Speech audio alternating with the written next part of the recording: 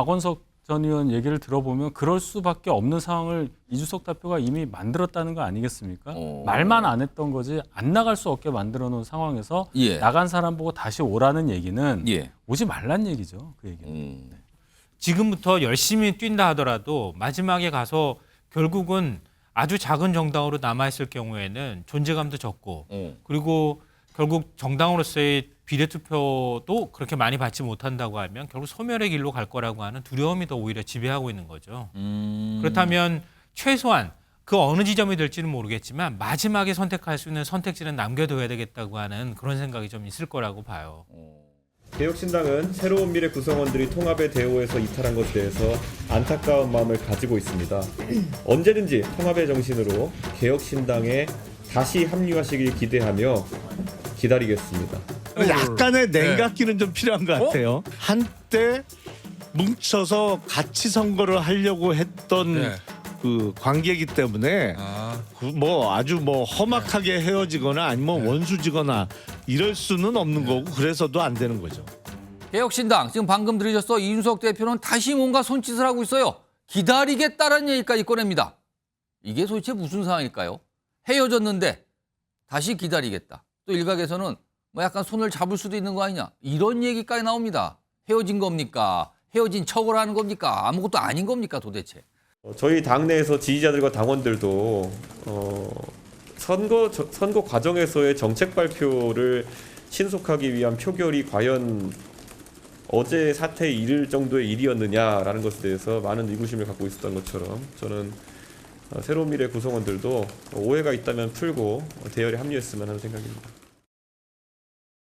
대북주든 유호정이든 어떤 생각을 갖고 있건 어떤 우리 정당법과 관련 법이 규제하는 어떤 기준이라든지 이런 걸 넘어서서 당원이 될 자격이 없는 이상 그에 대해서 얘기할 수 없다. 더군다나 당대표가 그런 얘기를 하는 것은 매우 부적절하다고 봅니다. 보아하니 무슨 전향서라도 내라는 것 같은데 그런 거는 민주주의에서 있을 수가 없는 일이죠. 왜 저런 말을 하는 걸까요? 진심이라고 믿어주고는 싶지만 여러 가지 상황상 그것을 진심이라고 믿을 수 있는 어떠한 증거도 저는 발견하지 못했습니다. 충분히 그 진심이라면 그 이전에 어제 결별하기 전에 충분히 그 결별을 막을 수 있었던 시간적 여유도 있었고 여러 상황이 있지 않았습니까? 그런데도 결별을 했는데 이제 와서 다시 저런 제스처를 한다는 것은 명분 쌓기용으로 저는 생각을 해요. 이렇게 너무나 이 파괴적인 모습을 보여줬잖아요. 그 후폭풍을 조금이라도 수습하기 위해서 조금 이렇게 유화적인 제스처를 한다. 그 정도 이상은 해석이 불가능한 그런 이준석 대표의 오늘 발언이라고 저는 평가하고 싶습니다. 그러면은 개혁신당 쪽에서 이준석 대표 쪽에서 이낙연 대표 쪽 인물들 보고 당을 나가라고 한 게 아니다. 그런 말 한 적 없다. 알아서 나간 거지. 우리 잘못 아니다. 이거를 본인 지지자들에게 뭐가 보여주고 싶은 겁니까? 뭐 그럴 수도 있고요. 지금 근데 박원석 전 의원 얘기를 들어보면 그럴 수밖에 없는 상황을 이준석 대표가 이미 만들었다는 거 아니겠습니까?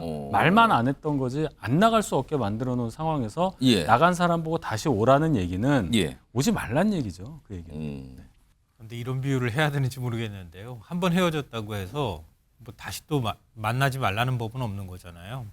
물론 그렇죠. 사람도 그런 거잖아요. 법은 없는데. 네. 그러니까 비슷한 일이 또 벌어질 가능성 전 여전히 남아있다. 그럼 비슷한 일이 또 벌어진다는 거는 지금 나갔잖아요. 헤어지고 각자 당 만들었는데 또 다시 합할 가능성이 있다고 보시는 거예요? 선거연합을 만들 가능성은 여전히 남아있다고 하는 거예요. 이건 뭐냐면 예전에 국민의당 모습처럼은 갈 수 없다는 거를 현실적으로 다 알고 있는 것 같아요. 제가 볼 때는. 지금 아무리 독주한다 하더라도 새로운 미래하고 개혁신당이 아무리 지금 선거 앞두고 열심히 한다 하더라도 그때 과거에 국민의당 모습처럼 되기는 어렵다. 그때처럼 한 28석 가져가는 정당으로 가기는 어렵다는 현실은 다 알고 있는 거예요. 그러면 지금부터 열심히 뛴다 하더라도 마지막에 가서 결국은 아주 작은 정당으로 남아있을 경우에는 존재감도 적고 그리고 결국 정당으로서의 비례투표도 그렇게 많이 받지 못한다고 하면 결국 소멸의 길로 갈 거라고 하는 두려움이 더 오히려 지배하고 있는 거죠. 그렇다면 최소한 그 어느 지점이 될지는 모르겠지만 마지막에 선택할 수 있는 선택지는 남겨둬야 되겠다고 하는 그런 생각이 좀 있을 거라고 봐요. 그러니까 설 직전에 굉장히 배가 고파서 현실적인 문제 때문에 빨리 뭐 정당 보조금도 있고 뭐 이런 것 때문에 급히 서로 만나가지고 합당을 했듯이 예. 결혼했듯이 예. 지금은 잠깐 헤어졌다 하더라도 나중에 가선 현실적으로 또 필요한 요소들이 나타날 거라고 하는 거예요. 그땐 또 다시 합칠 가능성 여전히 남아있다. 아니 그런 거를 생각할 정도면 헤어지질 말아야 되는 거 아닙니까? 뭐 우리도 헤어지고 싶지 않지만 헤어지는 경우 있잖아요.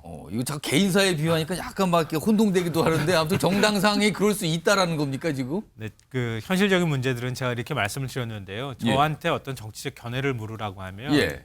그냥 각자 어. 자기의 선명한 어떤 정치적 가치를 두고 경쟁하십시오라고 말씀을 드릴 거예요. 근데 현실적인 여건들을 따졌을 때 두 당이 고민하는 부분은 이런 겁니다. 이렇게 제가 말씀드리는 거예요. 근데 그 고민의 지점이나 고민거리가 뭔지를 너무 잘 알고 있기 때문에 예. 그런 점에서는 언젠간 다시 만날 여지를 계속 두 당은 남겨놓을 거예요. 그렇게 남겨놓고 계속 갈 겁니다. 예. 가다가 이 정도 가지고는 안 돼. 근데 도저히 함께 할 수 없어. 그러면 안 만나는 거지만 또 만나면 뭔가를 할 수 있을 것 같아. 그러면 다시 만날 가능성은 여전히 남겨두는 태도를 취할 가능성이 높다는 거예요. 지금 보면은 왼쪽에 있는 게 저런 포스터인데 그 글자 좀 크게 했는데 이렇게 돼 있습니다. 파혼 책임은 이준석, 이낙연은 결혼 사기 피해자다. 그러니까 지금 상황을 결혼 사기로 보고 있는 건데 어떤 분들이냐면 여기 써 있죠 밑에 이낙연 지지자들은이라고 돼 있어요. 그리고 이준석에게 위자료를 요구합니다. 정당 보조금 6억 원 이거 위자료로 내놔라. 이렇게까지 이낙연 대표의 지지자들이 반응을 보이고 있는 거예요. 한미수 민주당 대변인 나와 계신데요. 일단 이런 이낙연 대표 쪽의 지지자들 굉장히 강경한 목소리잖아요. 이런 지지자들이 지금 있는 상태예요. 새로운 미래들은. 그리고 앞서서 박원석 지금 이 위원이죠 지금. 전 의원이죠. 네, 박원석 전 의원이 뭐라고 얘기를 했냐면 전향서를 요구했다까지 했어요. 이거는 어떤 정체성이나 가치가 충돌하는 상황에서 나오는 거잖아요. 전향서를 써내라고. 이런 상황에서 연합이 향후에라도 가능하겠습니까 지금? 저는 불가능할 거로 봅니다. 왜냐하면 그리고 이분들이 설 명절 첫날 딱 갑작스럽게 한 거는 1 더하기 1은 2 이상의 시너지를 보기 위해서 한 건데 실제 나온 거는 그 직후에 나온 여론조사도 그렇고 더 떨어진 조사도 있었고 거의 효과가 없게 나왔어요. 산술적으로 더한 것보다도 빠진 여론조사가 많이 나왔습니다. 1 더하기 1이 2가 안 되고 0.8, 0.5가 1도 안 됐다. 안 됐죠. 안 된 상황이 나오고 또 개혁신당의 지지자들이 많이 나간 상태예요. 그리고 지금 여기 우리 포스터도 보고 했습니다만 그렇게 저게 또 이낙연 대표 측 지지자 저기 거강동 반응이 있는데 아마 이낙연 대표 향후 행보에 있어서도 제약이 많이 따를 겁니다. 자기 지지자들이 저런 식의 요구를 하면은. 그리고 계속 뭐 박원석 지금 새로운 미래 책임위원이 밝히는 거나 김종민 최고위원이 또 기자회견에서 밝힌 거 보면 이준석 대표가 이 특정인에 대해서 계속적인 문제 제기를 하면서 뭐 회의를 지연시키고 결국은 파행의 원인을 제공한 거 아니냐 이런 얘기를 하거든요. 그렇기 때문에 현 상황에서 다시 뭉치기도 힘들고 저는 다만 우리 김성환 평론가 말씀처럼 여진을 남겨놓는 거는 그래도 제3지대에 대한 국민적인 어떤 기대나 이런 것들을 완전 죽일 수는 없는 거거든요. 계속 남겨놓는데 다만 지금 물리적인 시간이 있어요. 3월 21일입니까? 그때 후보 등록도 해야 되고 그렇습니다. 그 전에 다 뭐 선거 용지도 다 그 이후에 다 만들어진단 말이죠. 인쇄가 되는데 그 안에 다시 뭉쳐서 하나의 당을 만든다? 저는 그건 어려울 거라고 보고 다만 각자가 이제 두 트랙으로 노력을 한 다음에 다음 22대 국회 때 정말로 의석들을 좀씩 얻었는데 뭐 새로운 무슨 뭐 교섭단체를 만든다든지 느슨한 연대를 만든다든지 그런 건 도모할 수 있을지 몰라도 선거 전은 이미 각자의 세력으로 치르지 않겠나 그럴 가능성이 높다고 봅니다.